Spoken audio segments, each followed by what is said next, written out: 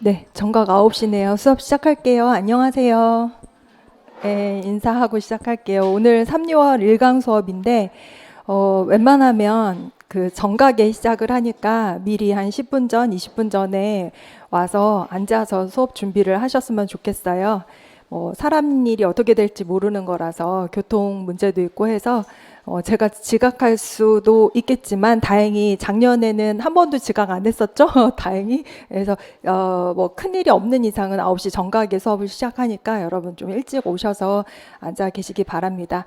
일요일보다 많이들 직강으로 참여를 하셨어요. 근데 아직 코로나가 종식이 되지 않아서 이제 마스크를 끼고 수업을 들으시는데 저는 이제 인터넷 강의도 이제 그 촬영을 해야 되기 때문에 저만 마스크를 벗어서 죄송하지만 이제 잘 끼시고 이제 코로나 종식될 때까지 백신 다 맞기 전까지는 서로 좀 양해를 해야 될 것 같아요. 만약 여러분 뭐 열이 나거나 몸이 안 좋거나 하면은 수업 안 나오셔도 한 달에 2번까지는 인강으로 그냥 전환해 드리고 혹시나 안 되겠다 싶어서 인강을 전환을 하시면 학원에 연락을 하시고 혹시 학원에서 다 받아주시겠지만 안 된다고 하시면 안 될 건 없지만 그러면 이제 저한테 따로 연락을 주시면 조치를 해드릴게요. 저 또한 아직까지는 괜찮지만 혹시나 열이 나거나 뭐 좀 몸이 안 좋거나 하면 바로 녹화로 강의로 대체를 할게요. 우리가 몸이 안 좋고 코로나가 뭐 나라를 쑥대밭을 만들어도 작년 같은 경우에는 임용 1차를 예년에 비해서 일주일 먼저 앞당겨 봤거든요. 수능은 더 늦게 봤잖아요.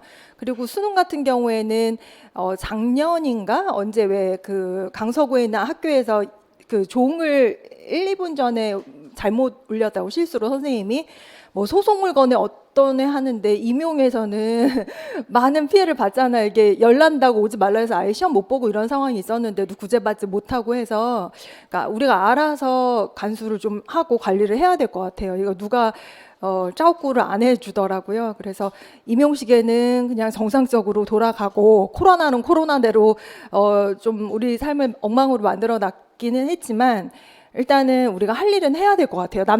나만 안 하는 것 같은데 공부는 다 알아서 하고 또 시험 보면 잘 보는 사람도 잘 보고 합격할 사람들 다 합격하고 하잖아요. 근데 이런 상황에서 뭐 코로나인데 공부를 해, 뭐 AI가 대체한다는데 교사가 돼서 뭐 이런 생각하면 이제 교사가 못 되는 건데 좀 긍정적인 생각을 하시면 TO가 나고 그 자리가 이제 여러분께 될 거라고 생각을 합니다. 그래서 좀 융통성 있게 조금은 편한 마음으로 수업을 하셨으면 좋겠고 인강 듣다가 다 나오신 거죠. 혹시 3, 6월 달에 수업을 처음 오신 분, 아예 뭐 전에 수업을 전혀 안 듣고 이제 3, 6월 달에 처음 합류를 하신 거예요. 그러면 일단은 오전에 심화 독해 있고 오후에 독해 학부 모의고사라 그래서 이제 이론하고 똑같이 심화 이론을 하고 오후에 이론 학부 모의고사를 보는 것처럼 독해도 그런 식으로 수업을 하거든요. 네, 오늘 첫 번째 개강인데 이따 오후에 학부 모의고사 볼 때 잠깐 설명을 해드리긴 하겠지만 심화 독해를 처음 듣는 분들은 학부 모의고사까지 같이 수업하기를 추천을 해요. 왜냐하면 굉장히 연결이 되어 있기 때문에 오늘 1주차에 오전에 학습한 내용이 다음 주에 오후 학부 모의고사 시험 범위거든요. 그래서 일주일 동안 여러분이 복습을 열심히 해오시고 시험을 보시고 이런 식으로 복습 패턴을 이제 여러분이 몸에 익히게 하는데 굉장히 도움이 되니까 이제 심화 독해 듣고 독해 학부 모의고사 듣기를 추천을 하고 가끔씩 이제 N수생반 듣는 분들은 오전에 여기 오시기는 하시는 분들이 있죠. 내지는 심화 독해를 들어서 뭐 안 듣겠다 나는 학부 모의고사만 듣겠다 하시는 분들도 있는데 어찌 됐거나 만약에 한 번도 수업을 듣지 않았다 그러면은 다 연계해서 듣기를 추천드리고 참고로 오늘 오후 시험은 1, 2월 달 7, 8주 학습한 범위 내용에서 제가 문제를 냈어요. 그래서 그거는 이따 다시 한번 설명을 해드릴 텐데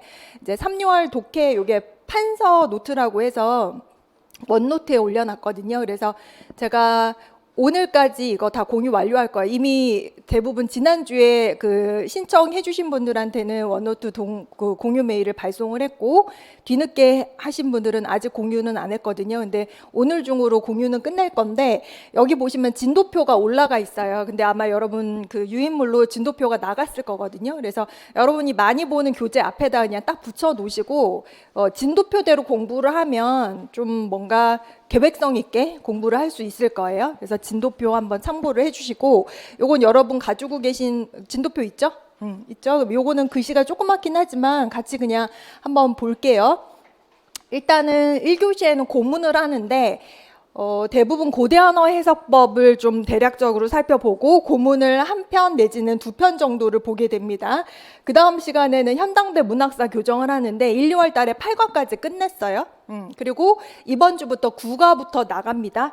7, 8월 달 되면은 30 몇 과까지 해서 그때는 이제 시간이 없고 내지는 유사한 과, 예를 들어서 17년식이 산문한다, 소설한다, 시한다 이런 거 묶어가지고 세 과 한꺼번에 하기도 하는데 그거까지 해서 30 몇 과까지 이걸 끝내는데 이제 여기에서 연계된 작품을 한 작품을 강독을 하고 또 노신 특선이라고 해서 예전에 노신이 굉장히 많이 나왔을 때는 매주 노신 글을 한 편 내지는 2편을 봤었는데 최근에는 노신께 그다지 많이 나오지는 않는 추세예요. 하지만 노신은 굉장히 중요한 현대 작가이기 때문에 안 할 수는 없거든요. 그래서 예전에 비해서 양을 주긴 했지만 초반에는 노신 관련된 잡문이나 산문을 꾸준하게 봅니다. 그래서 오늘도 노신 산문이 한 편이 들어가 있고요.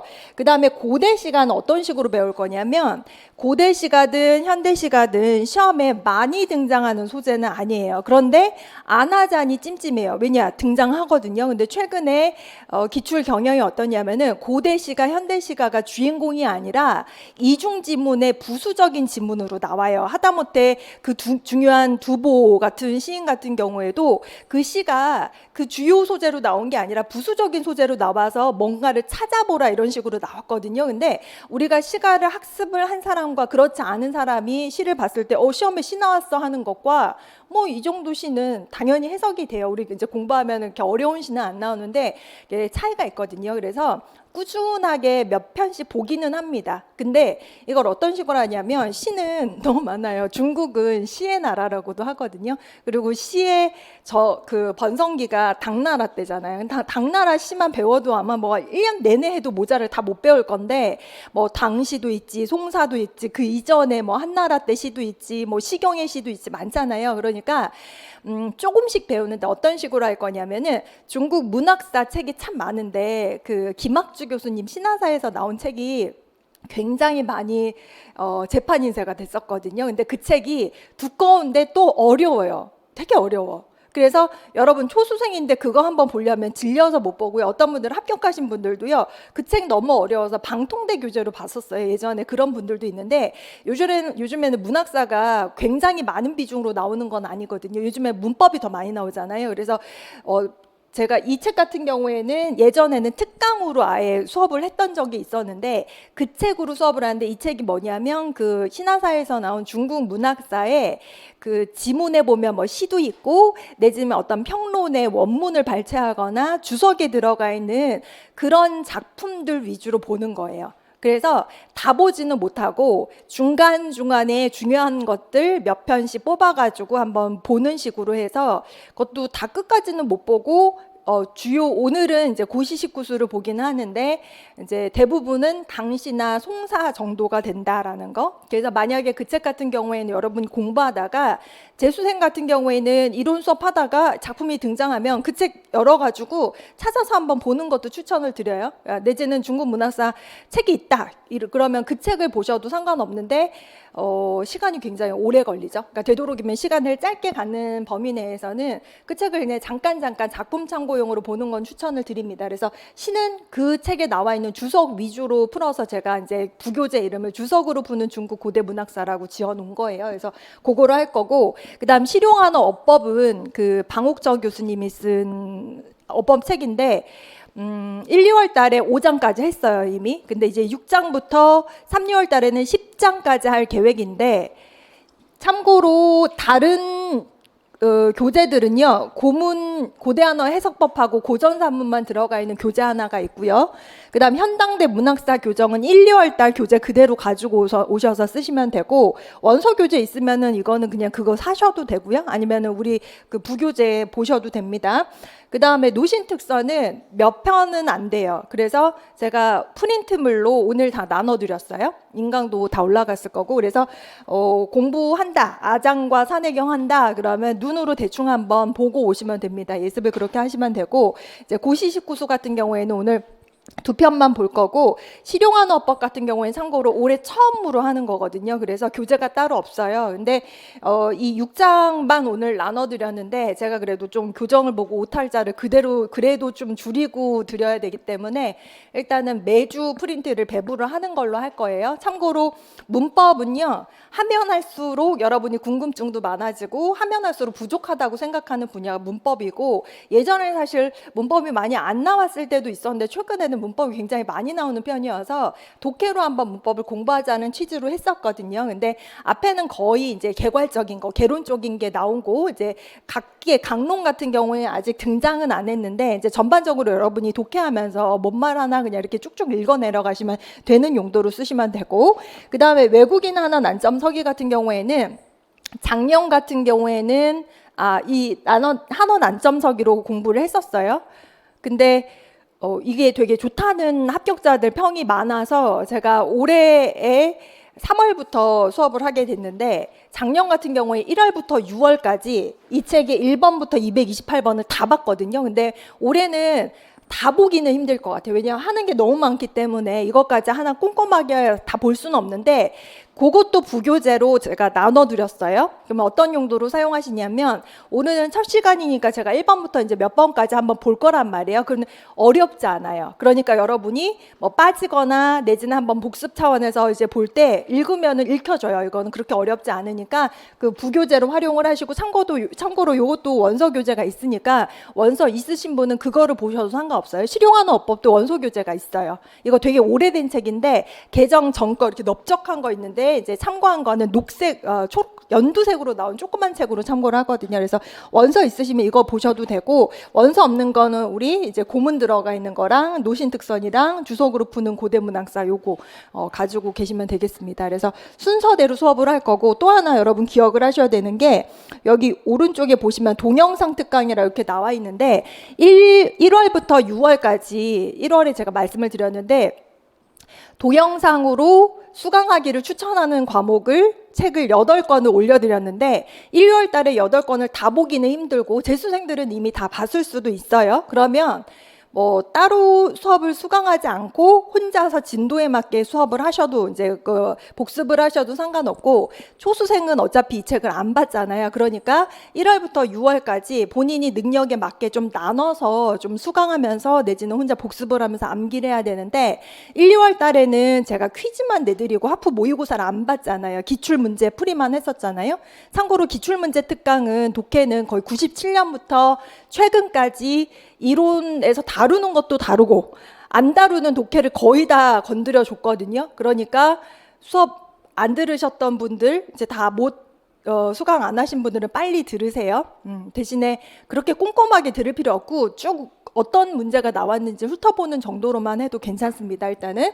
근데 이건 뭐냐면, 주진중국 고급 여기 1과 이렇게 나왔고, 고급 한어국어 1과 습관용어 9가 붙어 있어요. 왜냐면 1, 2월 달에 이제 8과까지 끝났다가 간주를 하고, 왜냐면 얘는 20과까지 있거든요. 그래서 거의 5월 달 가야 20과까지 한 과씩 공부를 해서 20과가 다 끝나고, 외국인 설수거라고 해서 이 책에 보면 성어도 있고 허루어도 있고 속어도 있고 그렇거든요. 근데 그것도 나눠서 제가 A부터 C까지 뭐 이런 식으로 조금씩 나눴어요. 16분의 1로 나눠서. 그 다음에 100 시리즈 보면, 100 시리즈를 뭘 보냐면 성어백, 전고백, 허루어백을 보는데, 일단 성어부터 한 주에 20개씩 하자 이렇게 해가지고 20개. 그 다음 논어하고 맹자도 다 볼 수는 없으니까 중요한 부분만 좀 보자. 왜냐면 논어 맹자는 굉장히 중요한 교육사상이라서 예전에는 잘 나왔었는데, 최근에는 논어 맹자가 막 본격적으로 잘 나오는 추세는 아니거든요. 근데 간혹가다 뭐 장자 나오고 뭐 논어 나오고 이러면 못 알아보면 안 되니까 어느 정도 감은 있어야 되기 때문에 이것도 16분의 1로 나눠서 조금씩 아주 조금씩 강의를 했거든요. 근데 요게 왜 들어가 있냐면은, 지금 이 가로로 돼 있는 게 다음 주 시험 범위예요. 그래서 수업을 동영상 특강을 수강을 하면서 학습을 하던, 내지는 나는 능력이 되니까 이거 그냥 나 혼자 볼 수 있어, 그러면 공부를 하고 오시든, 다음 주에 2주차 하프 모의고사에는 제가 이 가로에 있는 이 내용을 기본으로 해서 시험을 출제를 하는데, 1, 2월 달에는 제가 퀴즈라고 해서 거의 그냥 OX라던가 빈칸 채우기라던가 이런 문제를 냈는데, 3, 6월 달부터는 실제 시험에 나왔던 거의 비슷한 그 동형의 모의고사를 내요. 이중지문도 내고 거의 그런 식으로 내거든요. 단 출제 영역은 실제 시험처럼 지킬 수는 없죠. 왜냐하면 실제 시험에 어떻게 보면 독해만 하면 독해는 아주 소량이지만 전반적으로는 다 독해가 흐르거든요. 그렇죠?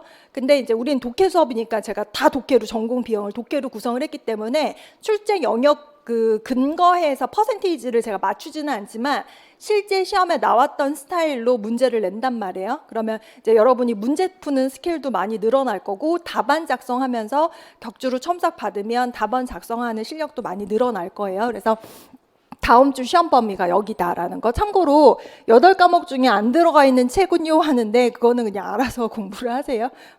뭐 그 설수거 말고 뭐 있죠? 스벌백내. 스벌백내 구어에서 많이 나오고 대화문에서 많이 나오거든요. 그거는 맘만 먹으면 한 일주일만 해도 볼 수 있어요. 100개긴 하지만 뭐 이런 거 까우순이 워슈원이야 뭐 이런 거 들어가 있는 거거든요. 그래서 일주일 만에 한번 보는 걸로 그런 걸로 제가 시험 문제를 내지는 않습니다.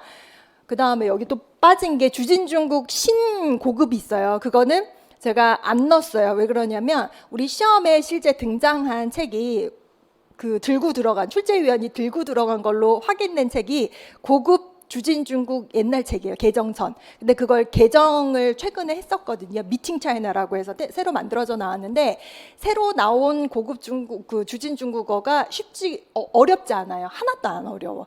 그러니까 중급 정도. 그러니까 어떻게 보면 우리 임용 시험 보려면 왜 평가 영역 안에 고급 중국어도 있고 중급 중국어도 있잖아요. 근데 임용 중국어에서 중급 중국어 정도가 주진 중국 고급 정도의 일반 지문이라고 생각을 하면 돼요. 그러면 임용 지문에서 고급 독해는 뭐냐? 그러면 문학 작품, 산문, 소설 이런 것들이 순수 독해로 나온다라는 거죠.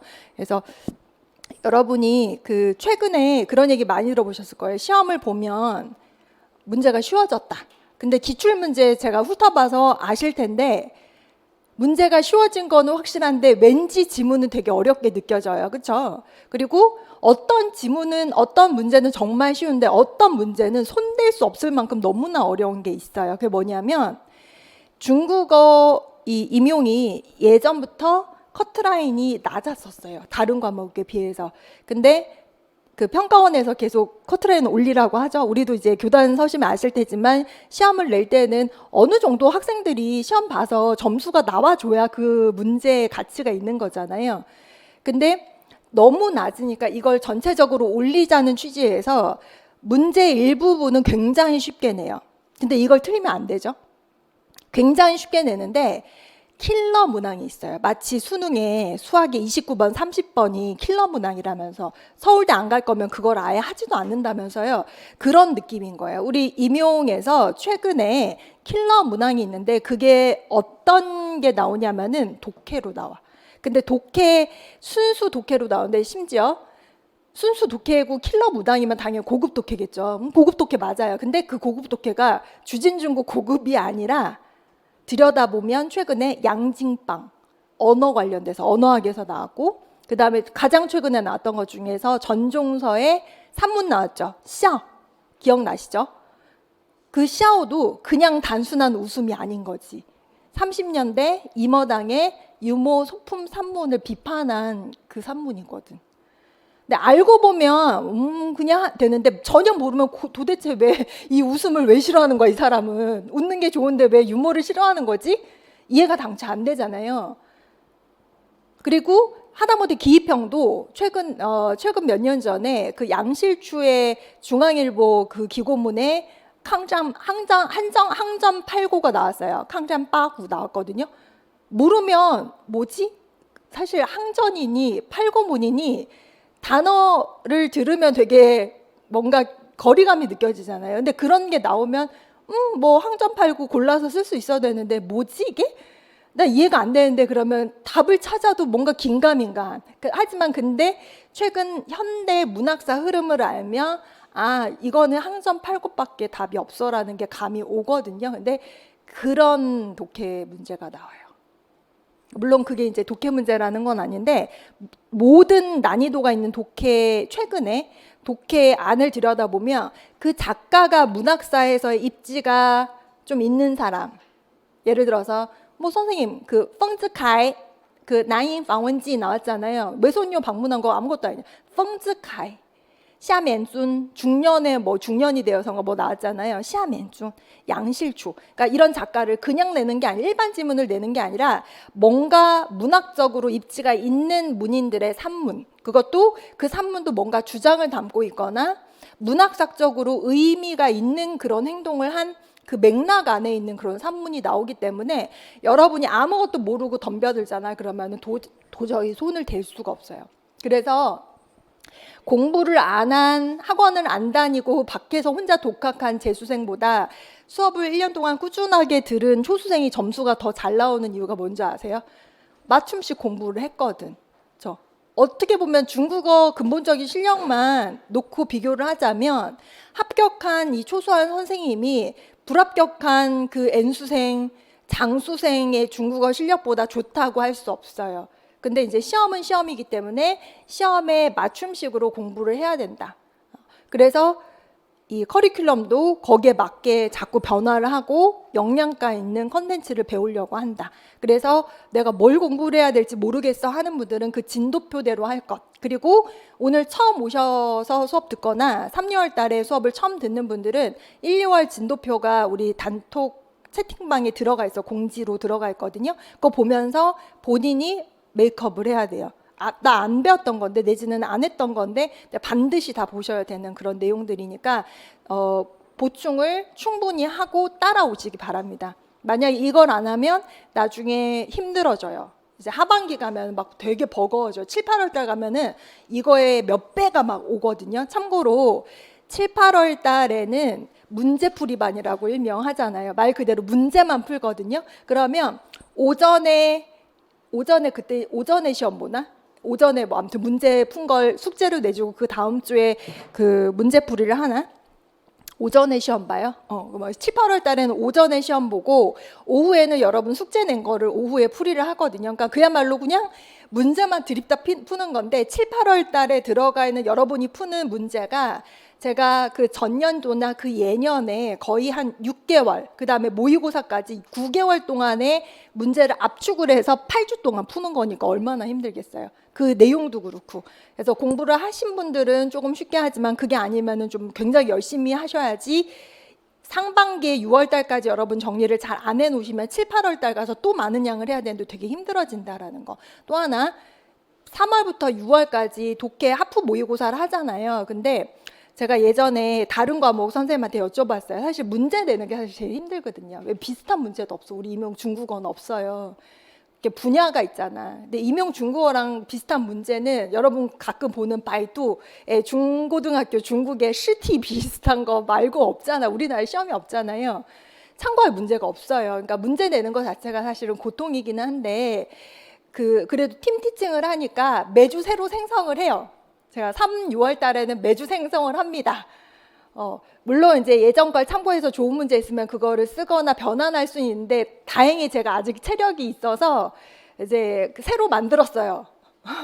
문항수가 많지는 않잖아요. 그래서 그 하나하나 문제의 질도 굉장히 좋아야 되기 때문에 한 문제 내는데 되게 오래 걸리거든요. 그래서 아무튼 다행히 그걸 새로 생성을 하셨기 때문에 특히나 홀수에 올해가 2021년이죠. 2019년에 수업 들으셨던 분들이 또 듣는 경우도 있겠죠?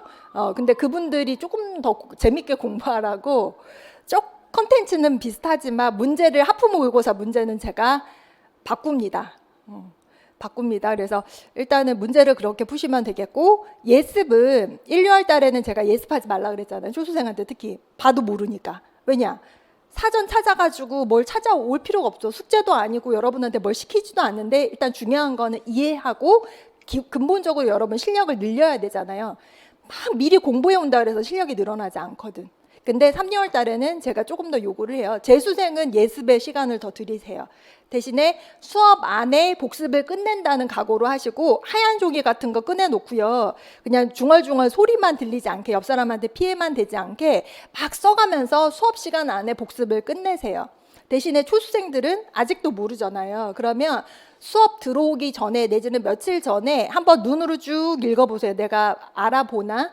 못 알아보나? 뭐 지금 못 알아볼 가능성이 크죠. 하지만 한 번 보고 온 거하고 그냥 몸만 온 거하고는 학습의 효율이 달라집니다. 그러니까 초수생들도 정말 시간이 없다 그러면 뭐 한국사를 아직 안 꺼내 놓으신 분도 계시고 이론 뭐 바쁘고 교육학 바빠가지고 시간이 없다 그러시면은 한 30분 일찍 와서 오늘 배울 내용을 한번 쭉 보세요. 그래서 요런 오늘은 뭐 띵린 배우는구나, 노신의 산문 배우는구나 이런 식으로 조금 마음의 준비를 하고 보는 거하고 안 보는 거하고 다르다는 거. 그래서 예습의 시간 투자를 좀 하십시오. 대신에 초수생인데 나는 1시간 동안 이거 예습해 올 거야 하고서는 막 사전 찾아가지고 막 이러는 거는 크게 효과가 없어요. 크게 효과 없고 차라리 복습에 좀 시간 들이고 나중에 좀 실력이 좀 많이 늘어나면 그때 예습에 시간을 투자를 하는 게 더 효율적이다. 또 하나 또 하나 여러분한테 당부드리고 싶은 말이 뭐냐면 3, 6월 달 되면 이렇게 재수하시는 분들 많이 나와요. 그러니까 여러분 지금 1, 2월 달에 지금 앉아 계신 분 깜짝 놀랄 텐데 어떤 분이 저한테 그랬어요. 공부를 본격적으로 하려고 지방에서 상경해가지고 노량진에 이제 터전을 잡고선 공부를 하는데 선생님이 원래 이렇게 학생이 없나요? 김이 빠진다고 누가 그랬잖아. 그쵸? 여기 앉아 계신 분 누가 그랬잖아요. 사람이 없으면 없는 대로 옆에 자극이 안 되니까 사람이 없으니까 김이 빠지고 사람들이 많잖아요. 그러면은 뭐 내가 이 중에서 붙을 수 있겠어 하는 사람 마음이 그런 거죠. 근데 여러분이 안 보이는 데서 되게 열심히 하는 사람들이 많아요. 그러니까 남 신경 쓰지 말고 나에 집중을 하세요. 그러니까 나 지금 여기 계속 나한테 집중하는 게 좋고 또 하나는 재수생들 나왔어요. 일단 공부는 하던 공부니까 안 하면 아까우니까 나와요. 그리고 다행히 1년 동안 공부할 수 있는 기회가 주어져서 여러분 이제 앉아 계신 분도 계실 텐데 제가 당부드리고 싶은 말씀은 꼭 합격했으면 좋겠어요. 지금 여기 보면 이제 아깝게 탈락해서 이제 인강으로 듣거나 이제 오신 분들이 있는데 꼭 합격했으면 좋겠는데 안타깝게도 떨어지고 나서 그냥 기계적으로 다시 시작하시는 분들이 있는데 내가 왜 떨어졌는지를 좀 분석을 철저하게 하고 덤비셨으면 좋겠어요. 내가 어디가 부족한지, 내가 어디를 보완해야 되는지, 내지 어느 과목이 취약한지, 답안지 쓸 때 어떤 부분이 취약한지. 근데 이거를 보완을 하시면 정말 달라지거든요. 괄목 상대할 만큼 달라지거든요. 근데 그걸 안 하시고 속으로 막 꽁꽁 이렇게 그 고민을 표현 안 하시고 상담도 안 하고 한쌤도 안 찾고 저도 안 찾고 그러면은 그냥 똑같은 잘못을 반복을 하더라고요. 근데 좀 안타까워요. 좀 안타까워.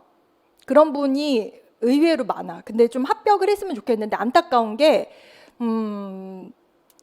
이렇게 충고가 귀에 안 들어오는 건지 하다못해 장수생 인강으로 지금 들을 거예요. 습관 용어 문제를 내면 꼭 틀려. 근데 습관 용어 기본적인 거니까 암기를 하셔요. 그 정도 재수를 하셨으면 본문도 암기를 했을 텐데 습관 용어 내면 꼭 틀려. 그럼 그분 보면 안타까운 거야. 공부를 제대로 안 하는 거거든. 근데 우리 시험은 지금은 어려운 걸 하나 맞추는 게 아니라 쉬운 걸 맞춰야 돼요. 그리고 남들이 틀리는 거 하나를 내가 맞춰줘야 돼. 참고로 커트라인이 올라갔잖아요. 그러면 제출제 빈도가 높아졌다고 했잖아요. 그러면 한쌤하고 저하고 되게 잘하는 게 계속 기출을 돌리고 기출에서 파생하고 가지치기하고 하잖아요. 이것만 잘 따라와도 거의 커트라인으로 다 간다고요. 그 다음에 이제 넘는 거는 여러분의 이제 공부의 힘, 기본기 이거 좀 더 하라는 대로 하고 이러면은 이걸 넘고 그 다음에 독해가 재밌어지면은요 이렇게 올라가.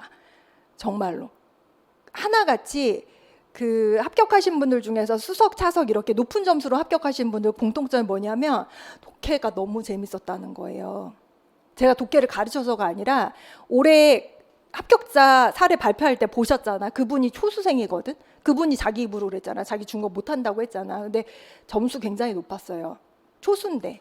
근데 그분은 하라는 대로 잘했지. 잘 따라왔지. 근데 그분보다 점수 더 높은 선생님이 있었거든. 근데 경기 아니고 딴 지역이야. 그분은 집이 그쪽이어서 제가 지역을 말 안 할 텐데 그분은 제가 1차 점수만 봤을 때 그분이 제일 높았어요. 되게 높아요. 근데 그분이 심지어 애기 엄마 되게 말 안 듣는 5살짜리 꼬맹이 데리고서 막 공부하느라고 막 울고 이러더라고. 힘들다고. 근데 점수 엄청 높아가지고 어떻게 했나요 했더니 독해가 너무 재밌었다는 거야. 저는 감사하죠. 재밌었다고. 고시 공부가 고생인데 재밌었다고 하니까 감사한데 그 애기 키우면서 힘들 텐데 그 봐도 너무 심지어 면접할 때 막 아들 출몰 막 소리 지르고 도망가고 그 상황에서 막 하는 거야. 근데도 면접도 너무 잘 보고 1차도 너무 잘 봤어요. 근데 그분이 이제 저한테 그런 거예요. 그 독해가 너무 재밌었다고. 그러니까 재밌었다고 하는 분들 하나같이 1차 점수를 보면 높더라고. 그래서 일단은 기출 훑고 이론 잘하면 커트라인은 다 갈 수 있다. 대신에 독해 재미를 붙이거나 좀 열심히 써내고 좀 소통하고 좀 뭔가 자기주도적으로 학습하고 이러면 분명히 점수가 올라간다. 근데 이걸 했는데 안 올라간다. 뭔가 막혀있다 그러면 뭔가 공부를 잘못하고 있는 거거든요.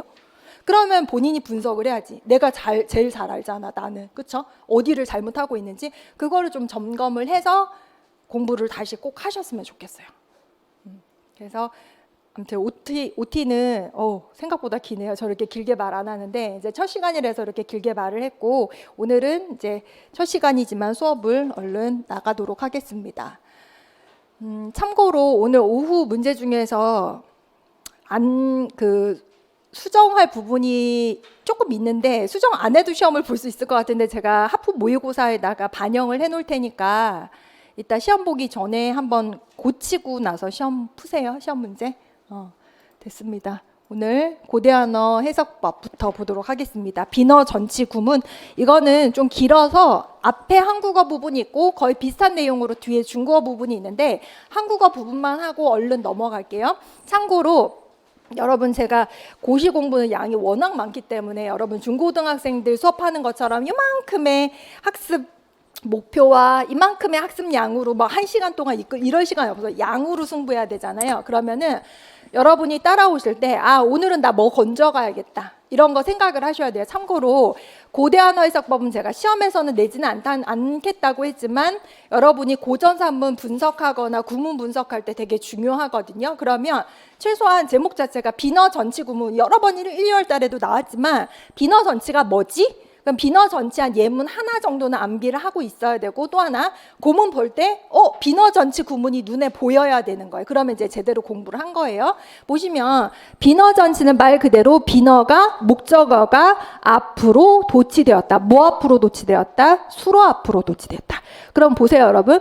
현대한어에서 중국어의 어수는 뭐예요? 주술 목이 기본이에요. 근데 고대한어 보다 보면은 수로 앞으로 목적어가 전치된 경우가 있는데 그 경우가 어떤 경우인지 3가지로 분류를 하고 있어요. 첫 번째, 비너가 의문대명사일 때. 의문대명사 여러분 아는 거 뭐 있어요? 고대한어에 뭐 쉐이 같은 거 여기 예문은 나오잖아요. 그런 애들.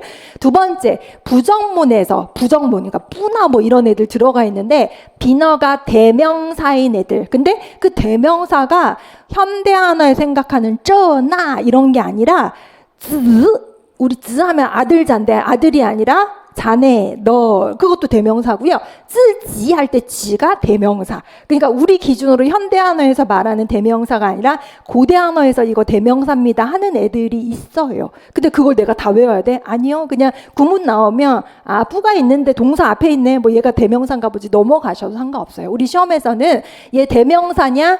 비너 전치됐는데 3가지를 나눠서 설명해봐. 이런 문제는 안 나와요. 그렇죠? 그래서 부정문에서 비너가 대명사인 경우 이것도 예문 볼 겁니다. 또 하나, 영어도 그렇고요. 전치하고 도치한다는 거 그 목적 뭐냐? 강조하기 위해서.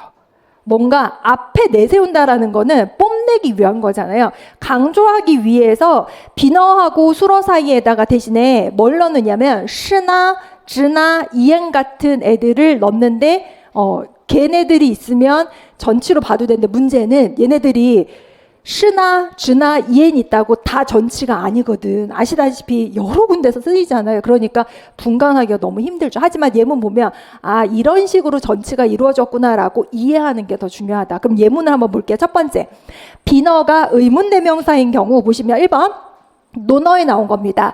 우, 슈이, 치, 티, 티엔, 후, 내가 누구를 속이겠는가, 하늘을 속이겠는가 할 때 치는 치피엔, 속이다라는 동사라는 거 알아요? 근데 하늘을 속이다 할 때는 치티엔이라고 하는데 나를 속이다 할 때는 우쉐이라고 해놨죠. 우쉐이치, 내가 누구를 속이다 할 때는 쉐이치라고 했어. 동사 앞에 의문 대명사가 전치가 됐다, 도치가 됐다 이렇게 얘기를 하는 거예요. 그래서 밑에 꼽혀보면 쉐이, 쉐이가 의문 대명사이기 때문에 동사 치 앞에 위치한 거다. 그러면 여러분은 이 문장을 보고 그냥 해석하면 되는 거예요. 이해할 수 있으면 되는 거예요. 두 번째 보면 우 시为之지又何由라고 했는데 한유의 제11악문이라는 글인데 한유는 당송 8대가 중에 한 명이고요. 어느 시대 사람이죠? 당나라 사람인데 제11악문은 아직은 보진 않았지만 제자가 나왔잖아요. 제사 지내다 뒤에 있는 11왕한테 제문을 쓴 거예요. 11왕이 누구냐면은 한유의 조카예요. 형 아들이야. 근데 조카가 먼저 죽었어. 그래서 내가 진실로 그것을 했는데 이거 문맥으로 봐야지 무슨 내용인지 알기 때문에 이게 뭔 말이야 나 모르겠는데 그거 걱정하지 말고 아 이런 애들이 전치인가 봐 비너 전치인가 봐 알고 넘어가셔도 상관없습니다. 그 다음에 또 무엇을 내지는 누구를 요하겠는가 라고 했을 때 괄호 열어놓고 요가 무슨 의미래요? 위엔. 그 위엔이 무슨 뜻이에요? 원망하다. 근데 여러분이 고문 보다 보면 되게 어려운 단어도 있는데 제가 이게 무슨 뜻이에요 했을 때 그 뜻에 해당되는 단어도 내가 해석이 안 돼. 그러면 남들보다 더 열심히 하셔야 되는 거죠. 예를 들어서 분명히 요라고 하는 글자가 더욱 뭐 이런 뜻도 있는데 여기서는 위엔이라는 뜻이래. 위엔 두 글자로 바꾸면 위엔한이래요. 내지는 꼬이지오라는 뜻이니까 예문을 보면 위엔티엔 여우연 하면은 하늘을 원망하고 사람을 원망하고 남 탓하는 거예요. 그러면 이때 위엔도 동사고 요도 동사고 이때 뒤에 있는 거는 목적어니까 우리 사자성어나 쓰즈유 나올 때 쓰즈정유 쓰즈 나올 때 실용한어 어법에서 무슨 구조인지 제거 분析했었잖아요. 편정 뭐 내지는 술보 술목 나왔잖아요. 그 중에서 뭐예요? 술목 하늘을 원망하고 사람 남을 원망하다. 동사 뒤에 련이 있으면 일단은 타人, 别人이라는 의미라고 했잖아요. 근데 나는 요우를 몰라. 여기 들어갈 여기 물결 표시에 들어갈 게 지금 원문에 나와 있는 요우거든요. 요우라는 글자가 들어가야 되는데 난 요우가 무슨 글자인지 몰라. 대신에 위에는 알아줘야지. 위에 하면 원망하다라는 뜻이니까. 얘를 모른다 해도 얘가 하늘을 원망하다니까 사람을 뭐 하는 거지? 원망하다는 거야. 이런 식으로 유추가 가능하기 때문에 그 구조 분석이 굉장히 중요하다라는 거. 그 다음에 요 기억해두세요. 위엔한이라는 거. 왜냐하면 우리 공문할 때 요가 또 딴 뜻으로 또 나와. 왜냐? 한 글자 한 단어에 한 가지 뜻만 있는 게 아니라 여러 가지 뜻이 있는데 우리 시험에 나오면은 이 한 글자에 1번, 2번, 3번, 4번, 5번, 6번, 7번의 뜻이 문제로 나올 때가 있어요. 근데 이걸 다 외워야 되냐? 그렇지는 않고요. 나올 때마다 외워주면 좋습니다. 그래서 여기서는 이게 이슈는 아니지만 허요 할 때 요가 원망하다라는 동사라고 했잖아요. 근데 앞에 허라고 하는 의문 대명사가 요라는 동사 앞으로 전치가 됐으니까 이런 걸 비너 전치 내지는 비너 도치라고 한다. 두 번째 부정문에서 비너가 대명사인 경우인데 논어에 나온 말인데요. 보세요. 부환 ren之 不己知 환不知人예 이거 많이 나왔는데 요거는 외우고 싶으면 외우셔도 참 좋은 말입니다. 여기서 환이라는 거는요. 근심하다라는 뜻이에요. 뭐 앓다 병을 앓다 이런 뜻이 아니라요. 걱정하지 말아라. ren 나오면 일단 뭐라고 해석하라고 그랬죠? 타人. 남이라고 해서 지를 보시면 이거 지가 관용격 조사 아니야? 대사 아니야? 갈짓자 아니야? 여러 가지인데 보통 이렇게 문장에서 앞쪽에 나오면은 주격 조사. 그러니까 사람이 뿌지지 지는 아는데 알다는데 뿌도 알아. 알지 못하다. 누구를 찌찐가 나를 알지 못하는 거 걱정. 그럼 맞아요. 그렇게 하면 돼. 근데 이 구문을 분석을 하다 보면 이 지라고 하는 건 고대 한어에서 대사로 활용이 된 거예요. 그러니까 뿌라고 하는 부정의 부사가 들어가 있고 이 구문은 부정문이기 때문에 비너, 지에, 지다, 了解 自己 할 때 그 지를 갖다 지를 지 앞으로 전치를 시킨 거예요.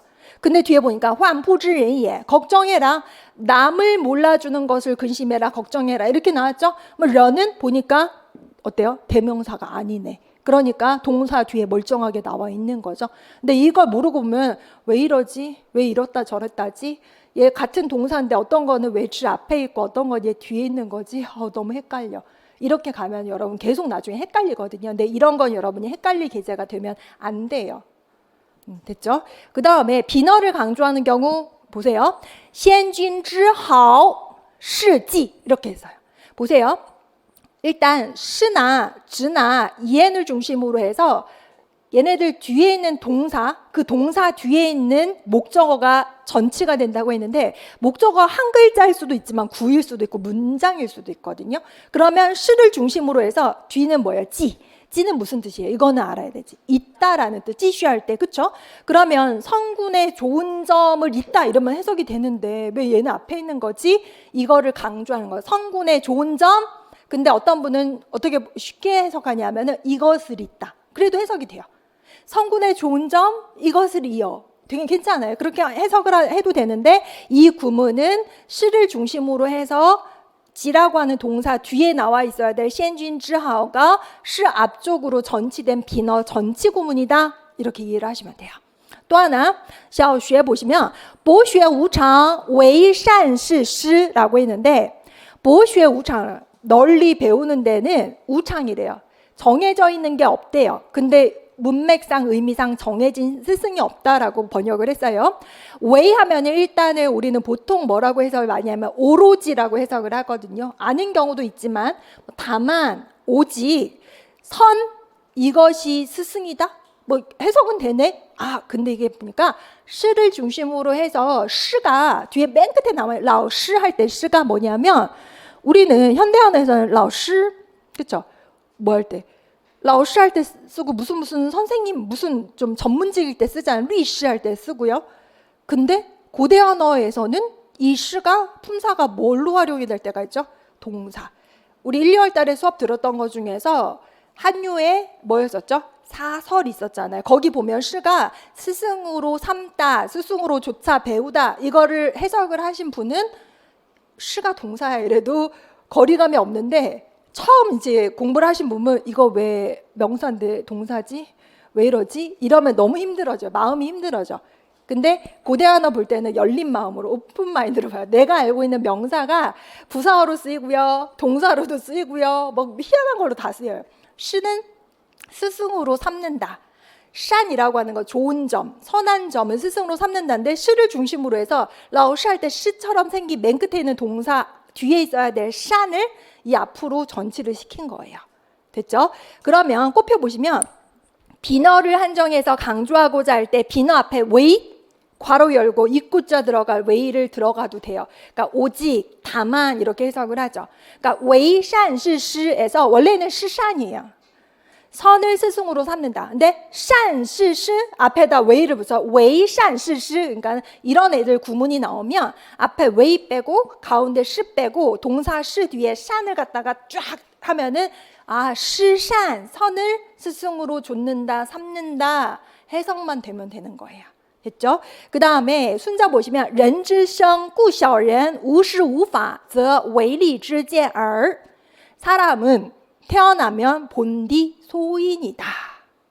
우시우파 스승도 없고 법도 없으면 오직 이 그것을 볼 뿐이다. 이렇게 해석을 했죠. 근데 보세요. 아까 웨이랑 시 이렇게 나왔잖아요. 근데 이번에는 웨이랑 뭐가 나온 거예요?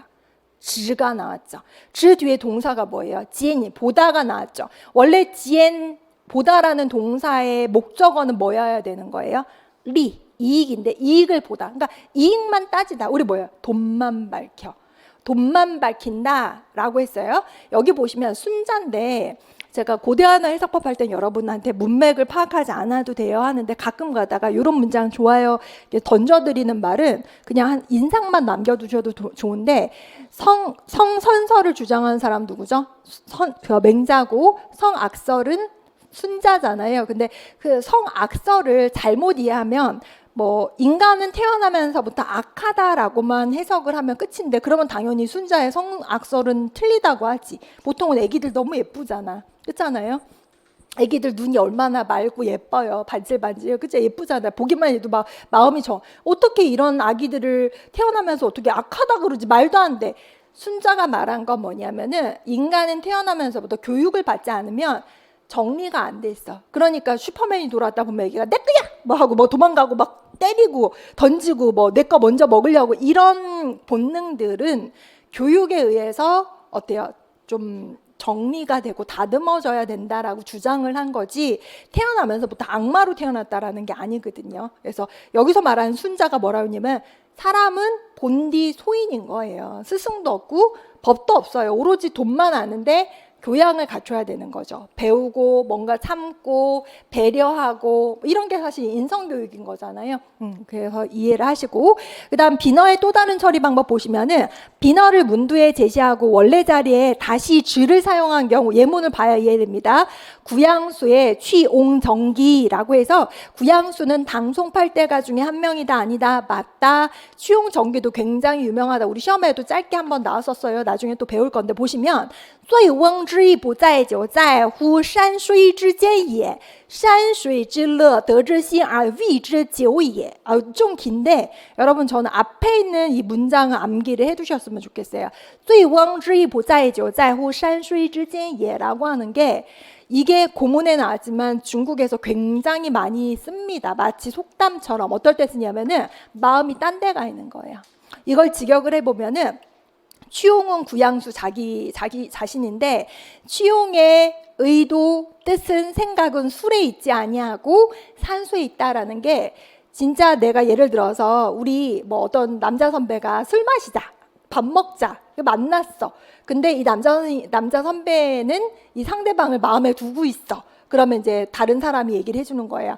醉翁之意不在酒 그냥 거기까지만 얘기를 해도 돼요. 술에 있지 아니하다. 의도가 딴 데 있다. 마음이 딴 데 있다. 이제 너랑 뭔가 이렇게 사귀어보고자 하는 마음이 있다 할 때 쓸 수 있는 속담처럼 쓰는 거거든요.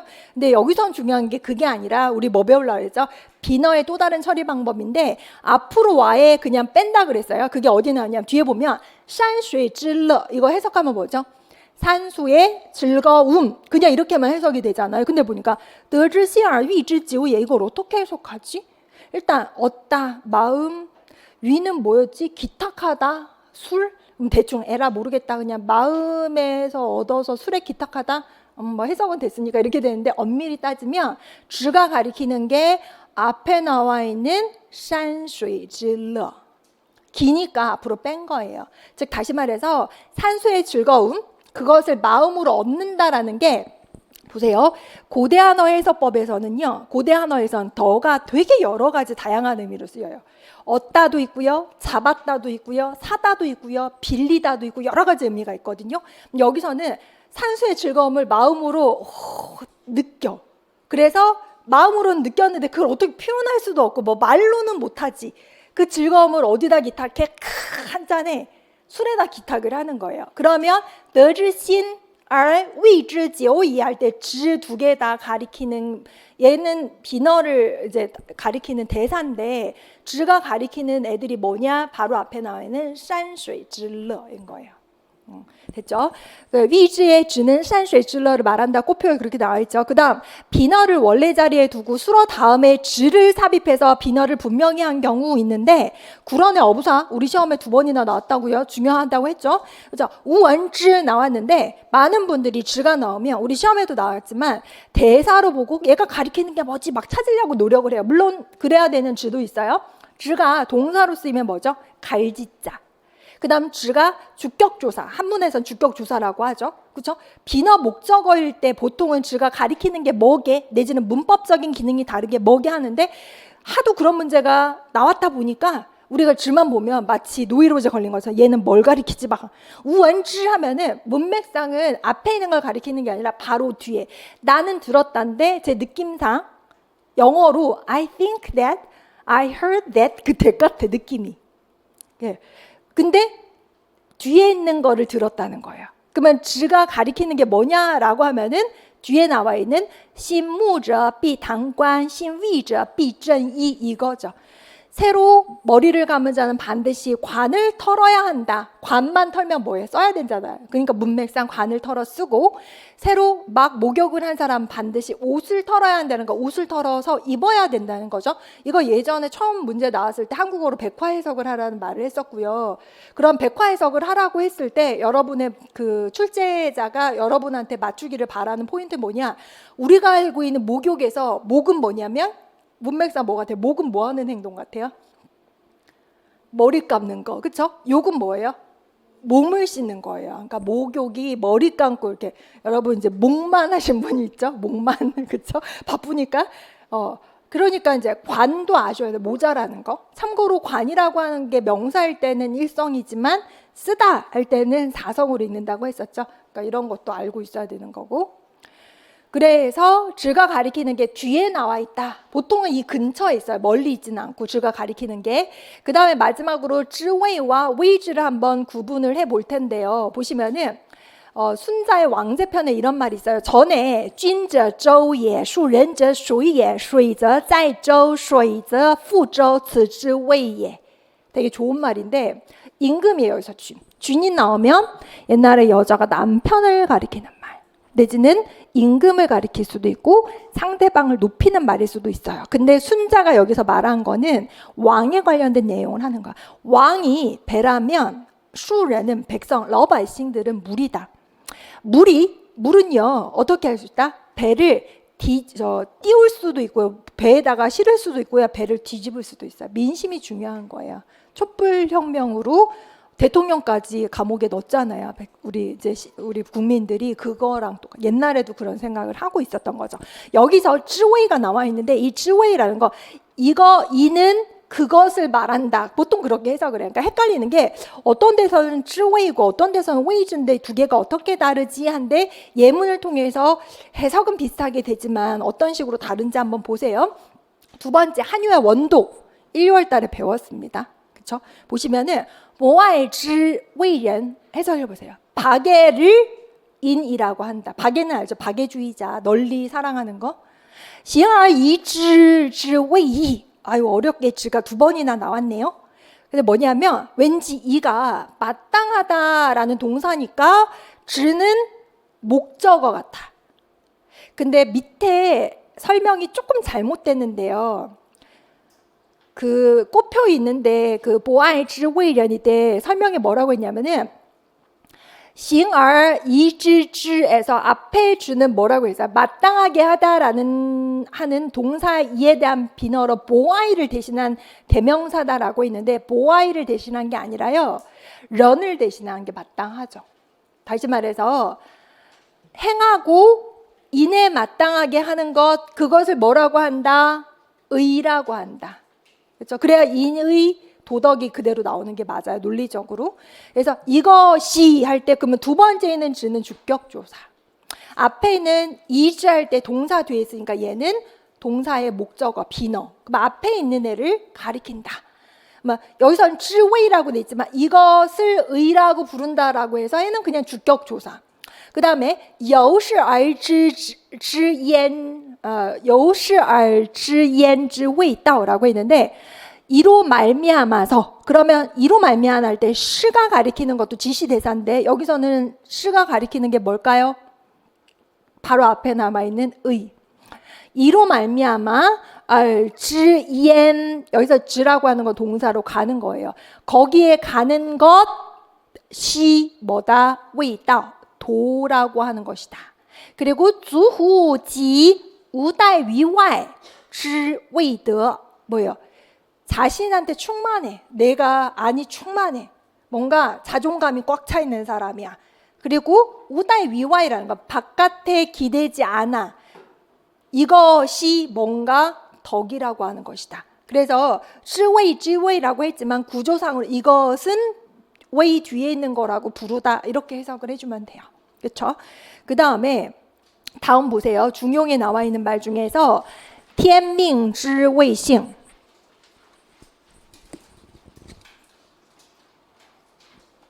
말 그대로 知味는요 그냥 보여서 知味라고 하는데 앞에 있는 거랑 연결돼서 주격조사처럼 쓰이고 웨이 뒤에 있는 것을 목적어를 부르다 이렇게 해석하면 돼요.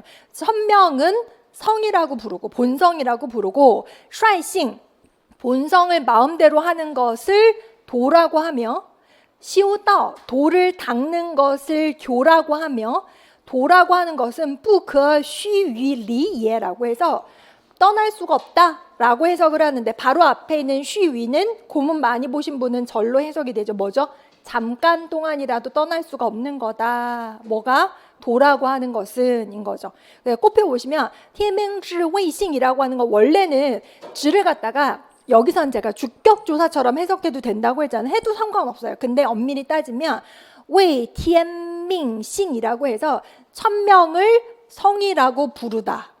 근데 天命을 앞으로 도치를 시켜서 天命之谓性 이런 식으로 쓴 거예요. 그 다음에 率性之谓道도 원래는 본성을 마음대로 하는 것을 도라고 부르다인데 率性을 웨이 앞으로 빼서 率性之谓道라고 한 거고 똑같은 구조로 원래 웨이 修道教라고 해서 도를 닦는 것을 교라고 부른다. 이거를 修道를 앞으로 빼서 修道 그것을 웨이 教 교라고 교육이라고 부른다라고 해석을 하셔도 상관없어요.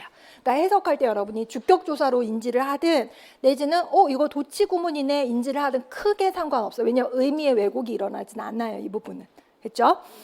그 다음 마지막 예문을 보시면 한유의 원인 나왔어요. 5원 시리즈가 있었다고 했죠. 우리 1, 6월 달에 배운 거 시험에 나왔던 거 뭐였죠? 원도예요. 거기서 원은 뭐였죠? 탐구하다. 그쵸? 근원을 찾다 뭐 이런 뜻이라 했잖아요. 그 원인은 뭐예요? 사람에 대해서 탐구해 보는 거. 形于上者라고 해서 위에서 모양 지워진 것 그것을 가리켜서 하늘이라고 하고 라고 했을 때 웨이는 동사고 동사 뒤에 지가 있기 때문에 웨이지 형태에서 지는 비너예요. 그러면 아까 구양수의 취용정기에서 비너를 강조하기 위해서 앞으로 도치한다고 했었죠. 그때 山水之乐得之心而谓之久也 그건 똑같이 하늘의 모양 지어진 것 그것을 가리켜서 하늘이라고 하고 아래 모양 지어진 것 그것을 가리켜서 땅이라고 부르고 命于其两间者라고 해서 그 사이 하늘과 땅 사이에서 명받은 것을 그것을 가리켜서 사람이라고 한다 라고 하니까 눈에 이제 되게 잘 보이죠. 그러니까 앞에 비너가 전치된 거고 웨이즈 하면은 웨이가 동사니까 지를 비너로 받고 지가 가리키는 건 보통 앞에 전치된 애들이 지를 대신하는 애들이다. 지가 대신하는 애들이다 라고 보시면 돼요. 그래서 오늘은 여기까지 하고 한 3분만 쉬었다가 이어서 유종원의 우계시서 보도록 하겠습니다.